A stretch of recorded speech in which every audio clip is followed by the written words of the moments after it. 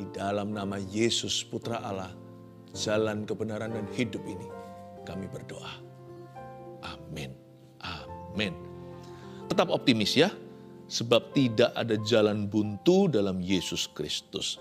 Hari ini pesan gembala, pesan dari Tuhan adalah tentang jalan keluar permasalahan. Saya beri judul begini, setiap masalah pasti ada solusinya. Betul, judul ini sendiri bisa menjadi rema.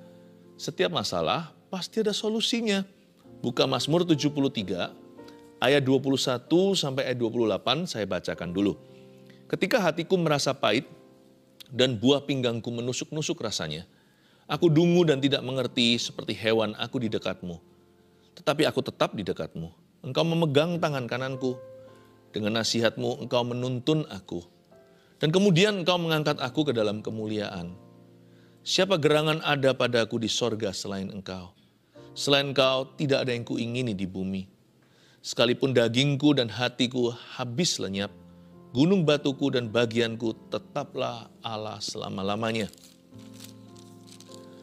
Sebab sesungguhnya siapa yang jauh daripadamu akan binasa. Kau binasakan semua orang yang berzina dengan meninggalkan engkau. Tetapi aku suka dekat pada Allah. Aku menaruh tempat perlindunganku pada Tuhan Allah supaya dapat menceritakan segala pekerjaannya. Kita mulai lagi dengan ayat 21 ya. Di sini Asaf, penulis Mazmur ini adalah Bani Asaf. Ketika hatiku merasa pahit dan buah pinggangku menusuk-nusuk rasanya, aku dungu dan tidak mengerti seperti hewan aku di dekatmu. Masalah itu beraneka ragam jenisnya. Tapi yang pasti masalah itu membuat hidup kita sakit. Kadang-kadang juga terbawa-bawa kita jadi sakit hati sama Tuhan. Kita juga menjadi kecewa dengan kehidupan. Atau kita sakit hati, kepahitan dengan seseorang. Biasanya dalam persoalan itu selalu ada yang dirugikan. Dan jikalau giliran kita yang dirugikan, kita nggak tahan. Hatiku terasa pahit, buah pinggang menusuk-nusuk rasanya. Seperti ditusuk-tusuk begitu. Tetapi juga ada jenis-jenis persoalan yang membuat kita bukan sakit, tapi membuat kita bingung. Loh kenapa ini terjadi? Kenapa diizinkan oleh Tuhan? Aku dungu dan tidak mengerti. Seperti masa depan menjadi suram. Dan segala harapan menjadi buram. Semua yang kita rencanakan menjadi tidak pasti lagi. Tadi saya buka toko udah happy, pandemi. Lalu sekarang harus tutup, baru buka 1 bulan. Atau mungkin bahkan baru buka 1 minggu ya kan. Jadi nggak pasti. Jadi lain kali kita menjadi orang yang takut untuk bermimpi. Percuma gara-gara perkara yang terjadi itu tidak terduga, kita nggak mau lagi berencana. Aku dungu dan tidak mengerti. Ketidakpastian itu menyakitkan. When our heart, hati kita itu diserang dengan uncertainty atau ketidakpastian, kita merasa kita itu berada di bawah, kita ditembaki musuh dari atas, tapi kita nggak bisa melihat musuhnya, musuh di dalam selimut. Waduh, apalagi kalau kita mengalami pengkhianatan, kita dipermainkan. Wah, itu sakitnya luar biasa. Aku dungu dan tidak mengerti, seperti hewan aku di dekatmu. Ayat 21 dan 22 tadi itu semua bicara tentang perasaan atau emosi sang hamba Tuhan. Dalam hal ini Asaf, penulis Mazmur ini, penggubah lagu di dalam Alkitab. Dia curahkan hatinya dalam lagu gubahannya. Karena Mazmur itu kan nyanyian. Ayat 21 dan 22 bicara tentang feelingnya. Wah, feeling, nothing more than feeling. Tapi untungnya tidak berhenti di sana. Ayat ini tidak berhenti di ayat 22, masih ada ayat 23. Ayat 23-nya indah. Tetapi, dengan kata tetapi itu, dengan kata lain, dia tidak menganggap ayat 21 dan 22 itu sebagai penghenti. Dengan kata tetapi, Asaf mau berkata kepada kita bahwa ada jalan keluarnya. Masih ada jalan lebih tinggi, kita bisa naik banding ke Tuhan. Jangan izinkan hidupmu dan hatimu, pikiranmu dijajah oleh perasaan. Emosi kita itu tidak selalu tepat. Malah kalau kita terus hidup dari perasaan kita, lama-lama nanti kita tersesat. We ought to live by faith, not by our feeling. Kita harus hidup oleh iman, bukan oleh perasaan. Kita harus hidup dengan iman, bukan dengan emosi kita. Karena perasaan manusia itu sangat bisa menipu. Yang ditipu enggak tanggung-tanggung, yang ditipu adalah dirinya sendiri. Kadang kita merasa orang itu gimana, tapi waktu kita ketemu ternyata enggak apa-apa. Itu namanya asumsi. Emosi itu namanya prasangka.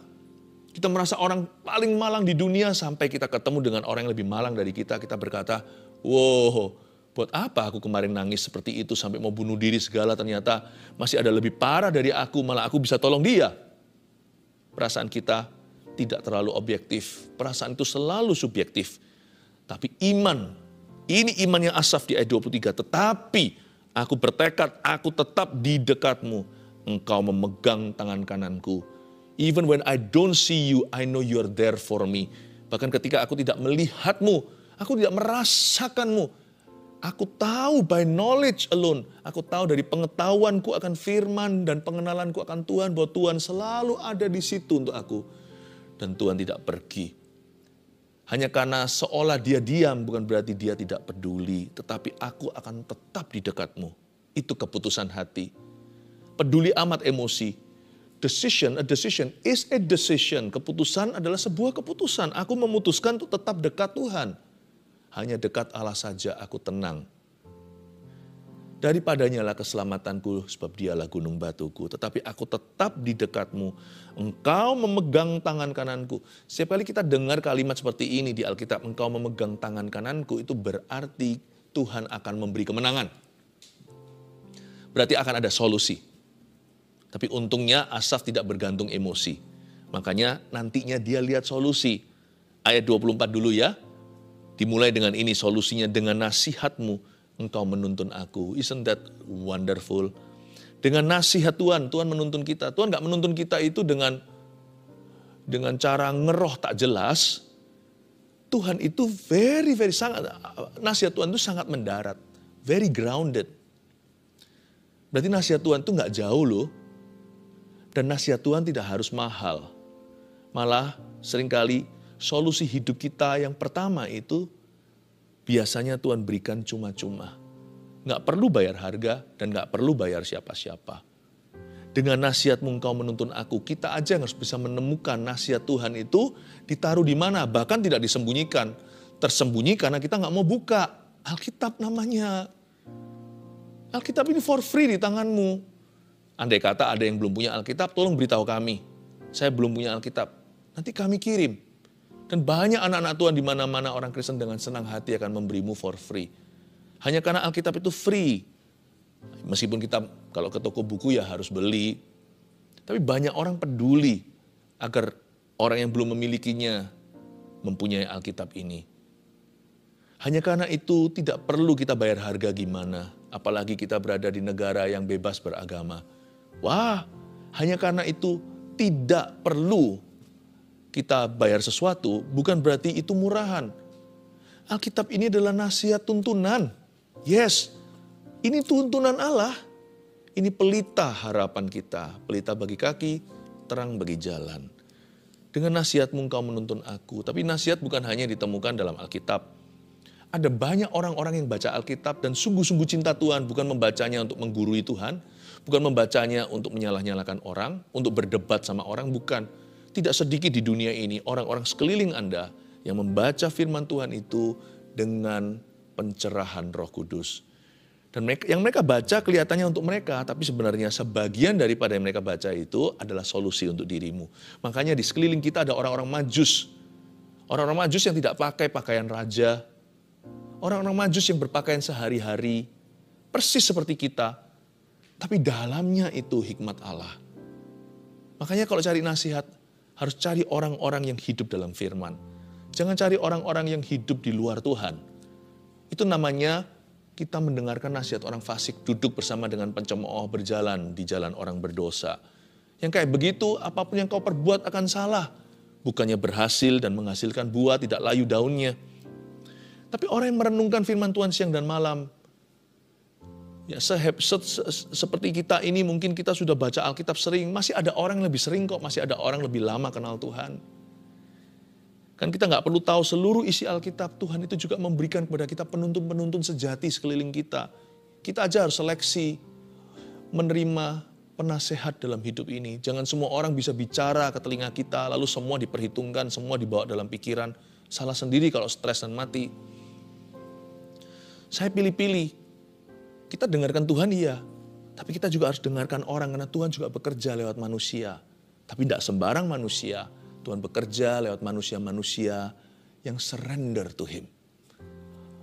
Orang-orang yang berserah kepadanya, yang tunduk pada Allah. Dan itu juga penuntun. Di dalam mereka ada nasihat untuk hidupmu. Dan tidak perlu kita itu bayar harga apa-apa kadang-kadang. Mereka bersedia melayani. Lalu dengan nasihat, setelah dikatakan dengan nasihatmu engkau menuntun aku. Jangan lupa nasihatmu, semua itu akhirnya yang punya adalah Tuhan. Every good advice comes from the Lord. Kalau saya hari ini di saat teduh bersama saya bisa memberi Anda nasihat dan selalu jadi jawaban. Atau menjadi rema dalam kehidupan Anda, menjadi pegangan. Itu bukan dari saya. Saya hanya saluran. Kami ini hanya channel saja atau instrumennya. Anugerah kasih karunia itu datang dari Bapa.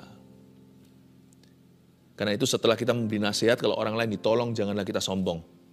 Itu bukan kita, bukan Anda dan saya. Kita hanya surrender aja, Dia yang memakai kita.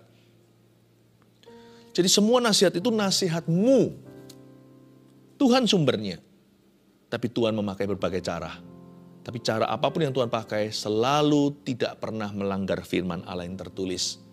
Alkitab ini adalah standar tertinggi kita. Dengan nasihatmu engkau menuntun aku. Dan lihat ya, dan kemudian engkau mengangkat aku ke dalam kemuliaan. Dan kemudian ini bisa 1 bulan, bisa 1 minggu, bisa 1 hari, bisa 1 jam. Atau bisa tahunan, bisa tahun depan. Kita kan nggak tahu kapan Tuhan akan membawa kita keluar dari permasalahan ini. Kita nggak bisa memprediksi, kita berusaha sih, tapi kita nggak pernah tahu secara pasti kapan Tuhan akan angkat aku dalam kemuliaan. Sekarang aku masih berada di dalam penganiayaan. Mungkin sekarang aku masih berada di bawah tekanan. Aku masih berada di tengah-tengah himpitan. Dan kemudian janji Tuhan, nanti entah kapan, bisa 1 hari, bisa 1 bulan, atau bisa tahun depan, pokoknya ada kata ini, dan kemudian saya pegang dan klaim itu di hadirat Tuhan. Pokoknya Tuhan berjanji memberiku kemenangan. Sekalipun aku salah, kalau aku belajar dari kesalahanku dan aku bertobat, Tuhan maafkan, Tuhan ampuni dosaku. Dan kemudian Tuhan akan memulihkan. Dan kalau ini bukan salahku apalagi, aku sekarang akan bergantung sama Tuhan, segala sesuatu aku akan responi dengan cara Tuhan, bukan dengan cara kedagingan, aku hidup oleh Roh Kudus, terjadilah kehendak Tuhan, bukan oleh kehendakku, aku hidup oleh dagingku. Aku tidak akan nafsu pakai caraku. Apalagi kalau ini bukan salahku, kalau aku akan reaksiku, jikalau reaksiku dan semua respon-responku itu sesuai dengan kehendak Allah, aku percaya cepat lambat Tuhan, dan kemudian engkau pasti akan mengangkat aku, you will lift me up. Ini yang menjadi cikal bakal judul yang saya beri. Setiap masalah kita, semua permasalahan, pasti ada solusinya. Ketika Anda dan saya berserah penuh pada firman-Nya. Ketika kita dituntun oleh Roh-Nya, ketika kita tunduk pada kehendak-Nya, cepat lambat kata dan kemudian itu akan genap dalam hidupmu, tidak ganjil lagi. Dan kemudian engkau mengangkat aku dalam kemuliaan, lo nggak tanggung, bukan hanya kemenangan. Mau tahu nggak apa yang lebih tinggi dari kemenangan? Itu kemuliaan. Kalau kemenangan hanya menang doang atau menang saja. Kemuliaan itu bisa jadi kekuatan buat orang. Bisa menjadi contoh teladan, bisa menjadi kesaksian hidup. Bukan berhenti sampai dirimu Anda keluar dari masalah dengan gilang gemilang, tapi sampai atau hingga pemakaian Tuhan. Wow, saya nggak mau sekedar menang. Saya mau jadi lebih dari pemenang. Bedanya apa? Menang biasa dengan lebih dari pemenang. Menang biasa namanya pas-pasan. Lebih dari pemenang itu berarti menangnya jauh. Musuh nggak bisa kejar. Itu kalau main sepak bola misalnya itu sudah 7-0. Nah itu bukan menang pas-pasan. Apalagi kalau 12-0. Kalau 2-1, nyaris ya kan. Apalagi kalau nanti tendangan bebas 0-0 lalu habis itu. Tuhan mau kita menjadi kesaksian. Tuhan mau kita berakhir bisa menolong orang lain. Menginspirasi mereka. Semua dimulai dengan kita harus dengarkan nasihat Tuhan. Dengarkan sungguh-sungguh. Kalau dengarkan firman itu, atau kalau kita mau mendengar suara Roh Kudus itu, kasih waktu. Jangan sisihkan waktu, tapi beri waktu terbaik. Misalnya pagi hari. Misalnya sekarang saat teduh bersama, live-nya gini kan, sore pulang kerja, malam sebelum atau setelah makan. Kita bersama-sama prime time seperti ini, kita sediakan waktu, bukan sisihkan. Karena kita nggak mau hanya dengar nasihat. Kita mau dengarkan nasihat. Pernah pergi ke mall atau pusat perbelanjaan, Anda dengarkan musik, Anda familiar, tahu musik itu. Dia terus nyanyi sebagai background musik.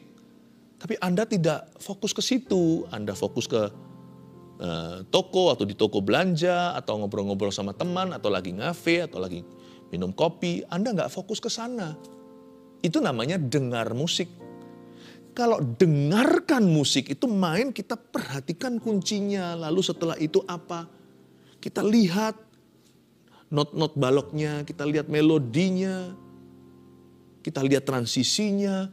Dengarkan itu seperti orang yang membaca musik. Itu lain loh.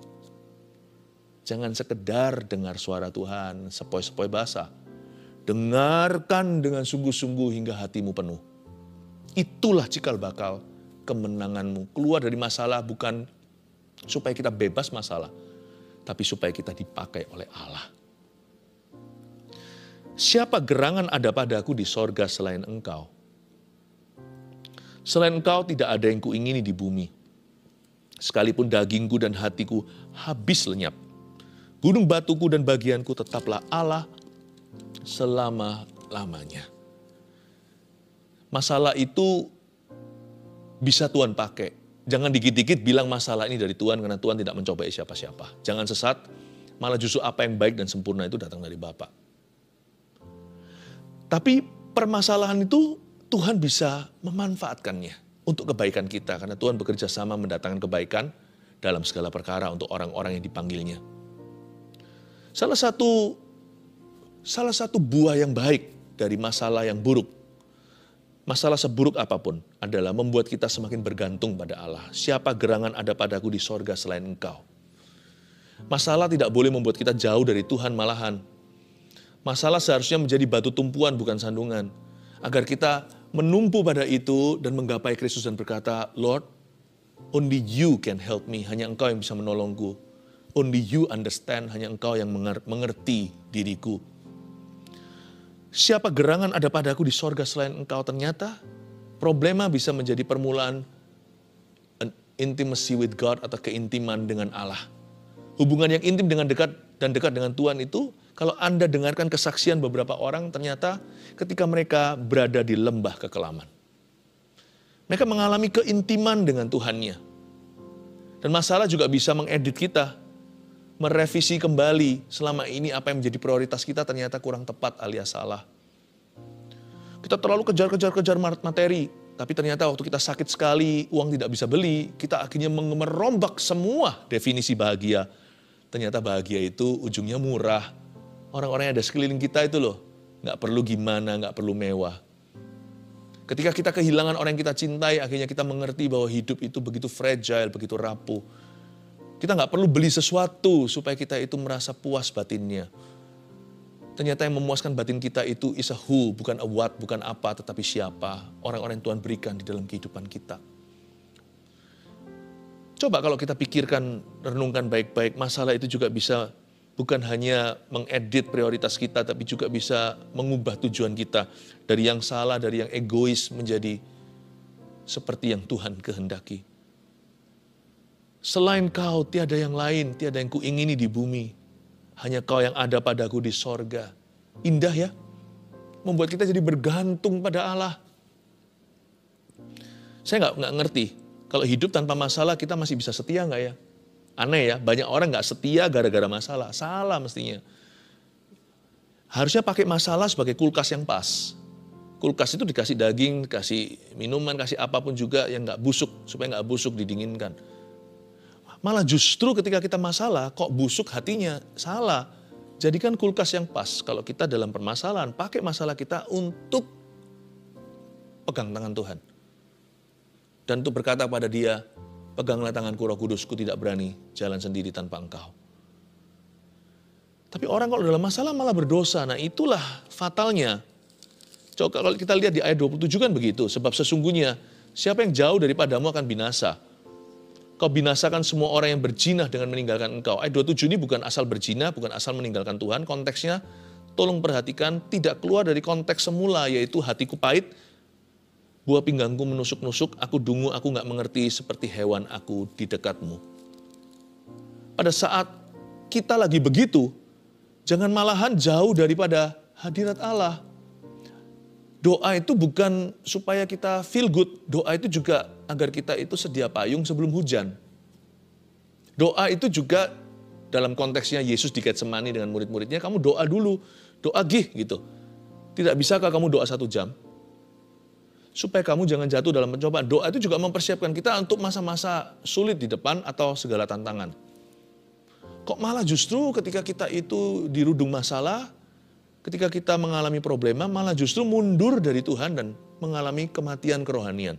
Kau binasakan semua orang yang berzina dengan meninggalkan engkau. Dengan kata lain, Tuhan gak suka kita gitu. Kalau setia sama Tuhan tuh segala musim. Jangan sama Tuhan tuh cuma mau suka, tapi juga duka. Dalam suka dan duka. Kita ini tubuh Kristus. Udah kawin sama Kristus. Kita ini mempelai wanita, Kristus mempelai pria. Udah ada pernikahan anak domba. Ikut Tuhan tuh gak boleh setengah, gak boleh pas-pasan, gak boleh tanggung. Saya nggak bisa bayangkan kalau hidup tanpa masalah masih nggak kita setia ya. Jadi masalah itu tidak perlu diundang dan terus terang saya juga nggak senang. Tapi kalau datang, saya akan berjabat tangan dan berkata, I'm gonna use you. Aku akan memakaimu untuk menggapai Tuhanku. Tuhan itu baik. Saya bisa merasakan waktu saya nyampaikan firman ini, ada kasih Tuhan mengalir dalam kehidupan Anda yang mendengarkan. Tuhan itu baik. Ayat 28. Tetapi aku, sekali lagi Asaf menutup Mamsal ini dengan ayat demikian, aku suka dekat pada Allah. Jangan hanya sekedar cinta atau mengasihi Tuhan. Kita harus suka sama Tuhan. Suka sama Tuhan.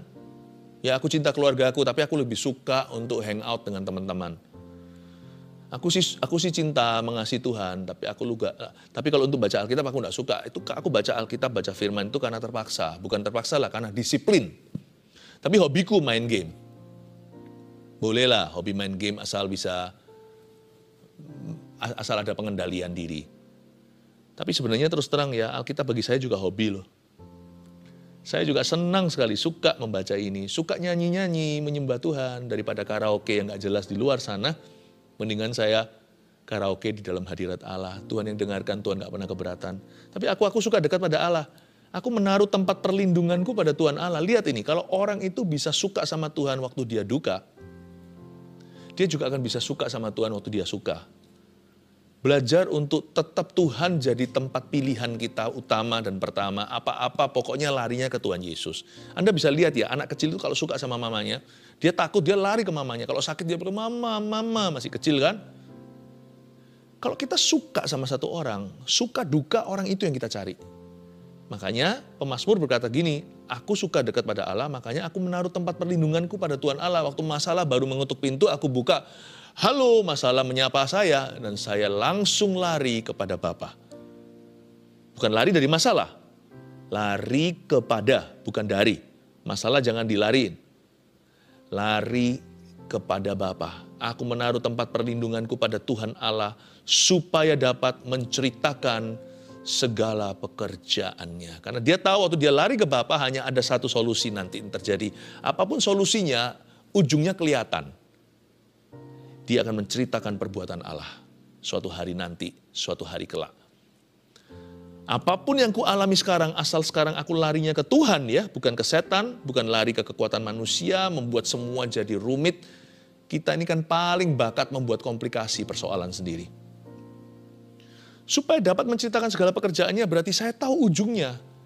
Di dalam Kristus, my greatest test shall be my greatest testimony.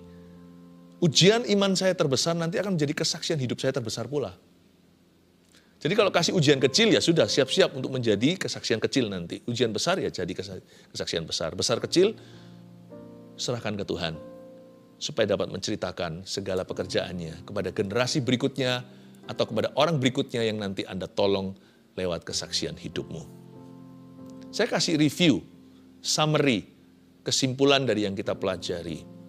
Setiap masalah pasti ada solusinya.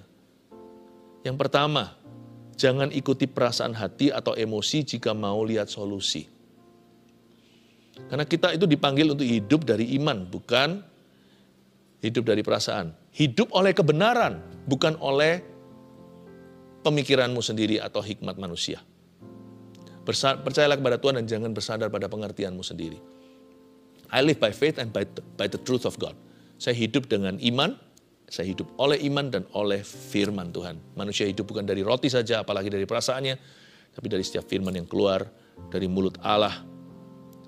Nah, ayat yang pertama ini tadi yang kita sudah tuliskan, juga di dalamnya tercakup sebuah hikmat begini, kalau lagi emosi ya, jangan buat keputusan. Biasanya orang kalau lagi emosional, decision atau keputusannya itu biasanya buruk. Jangan membuat keputusan yang berdampak panjang atas kondisi keadaan yang sementara sekarang. Jangan sampai kita itu membuat keputusan-keputusan yang long term. Ya, keputusan yang sampai nanti akan terus mempengaruhi hidup kita. Tapi keputusan itu dibuat secara emosional ketika kita terpengaruh oleh keadaan yang sementara ini. Hati-hati kalau lagi emosi. Jangan cepat-cepat mencetuskan sesuatu. Lebih baik diam. Waktu kita emosional, silence could be golden. Diam itu mungkin emas. Jangan ikuti perasaan hati. Karena perasaan kita itu tidak objektif. Apalagi emosi. Jika mau lihat solusi. Yang penting pokoknya ini dulu jangan. Solusinya di poin kedua. Setelah kita buang semua lalang, siap-siap terima gandumnya. Yang kedua, dengarkan suara Roh Kudus dalam firman dan nasihat orang benar.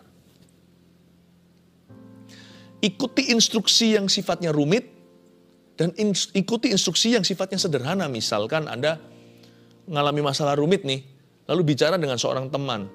Mungkin dia adalah teman CG atau teman kelompok sel kita.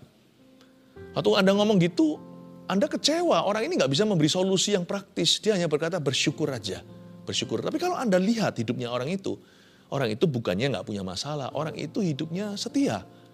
Jangan remehkan loh, jangan berkata, ini bagusnya apa untuk aku? Yang aku butuhkan sekarang itu money. Mungkin gitu ya, masalahnya keuangan. Aku ini harus bayar besok lusa. Kok disuruh bersyukur saja? Meskipun itu bukan solusi praktisnya. Tapi ada nasihat yang, ada sebuah nasihat yang benar. Dan kedengarannya terlalu sederhana. Tetap lakukan, karena itu adalah clue pertama. Sebelum nanti akan Tuhan bukakan clue selanjutnya. Clue selanjutnya mungkin bukan orang CG, akan terjadi di marketplace atau di tempat kerja Anda. Setelah Anda bersyukur, wajah Anda ceria, tiba-tiba entah gimana, Anda terkonek dengan seseorang, ada yang sangat suka dengan kepribadian Anda. Lalu terjalin hubungan dan akhirnya berkata, sudah aku akuisisi aja. Saya aja yang bantu kamu kerja untuk aku. Toh aku ini punya modal, gak ada orang yang bisa aku percaya. Keluarga aku sendiri pun belum ada satupun bisa aku percaya, tapi saya tahu Anda ini gimana. Lalu akhirnya ternyata menjadi jalan keluar problema Anda. 2 hari lagi. Anda tidak pernah ngerti loh, mujizat itu bisa terjadi dari tempat yang tak terduga. Mungkin sesuatu yang sifatnya too simple. Tapi kalau yang simple itu dari Yesus, itu 5 roti 2 ikan sebelum 5.000 orang makan, jangan pernah remehkan. Ikuti tuh instruksi yang rumit, yang susah diikuti kalau Tuhan yang suruh. Termasuk yang gampang yang kita akhirnya berkata, apa iya? Dengarkan suara Roh Kudus yang ditemukan dalam firman Allah, yaitu Alkitab. Dan dengarkan firman Roh Kudus dengarkan suara Roh Kudus dalam nasihat orang-orang benar dan takut akan Allah. 3. Beriman percaya bahwa masalah ini akan menjadi kesaksian nanti. Beriman dulu, beriman percaya. Karena iman itu jalan ke satu solusi sesungguhnya. Tanpa iman kita nggak bisa senangan Tuhan. Iman itu jalan masuk kasih karunia Roma 5. Berarti faith is always the first solution before all the other solutions. Sebelum solusi lain dibukakan sama Tuhan. Kunci-kuncinya itu ada setiap kamar. Kamar, gudang, semuanya. Tapi kunci masternya, kunci utamanya itu selalu iman. Pintu pertama yang harus dibuka adalah pintu hati untuk percaya. Iman itu selalu solusi nomor satu. Tapi bukan solusi satu-satunya. Nanti akan ada divine koneksi atau koneksi ilahi. Nanti akan ada ini itu, ada hal-hal praktis yang terjadi yang Tuhan izinkan untuk menolong Anda. Beberapa kelihatan disengaja, beberapa lagi karena Tuhan gerakkan Anda untuk usahakan. Beberapa lagi itu seperti too good to be true, sesuatu yang gak masuk akal tapi terjadi pula. Beberapa lagi itu sama sekali diberikan cuma-cuma, itu benar-benar bukan karena usaha Anda. Beberapa lagi itu tidak Anda duga, yang di luar mata pernah lihat, telinga pernah dengar, tidak pernah dipikirkan oleh otak kita. Tapi kalau Anda buka iman dulu, many things start happening. Banyak hal mulai kejadian. Karena itu berimanlah dan percaya bahwa masalah ini katakan pada dirimu sendiri, speak to your soul, bicara sama jiwanya. Hai jiwaku, pujilah Tuhan, aku tahu masalah ini nanti akan jadi kesaksian. Bilang sama diri sendiri, masalahku ini akan menjadi kesaksianku cepat lambat nanti. Kalau Anda bisa katakan itu, imanmu bangkit, sesuatu akan terjadi. Setiap masalah pasti ada solusinya. Yang pertama, jangan ikuti perasaan hati dan emosi jika mau lihat solusi. Yang pertama dulu itu. Kedua, dengarkan suara Roh Kudus dalam firman dan nasihat orang benar. Mulai menimba apa yang dari Tuhan. 3, beriman percaya bahwa masalah ini akan atau pasti menjadi kesaksian di kemudian hari. Amin. Mari kita menghampiri tahta Tuhan sekali lagi. Nyanyikan lagu ini. Dan ucapkan iman, sekalipun dagingku dan hatiku habis lenyap. Engkau gunung batuku. Haleluya.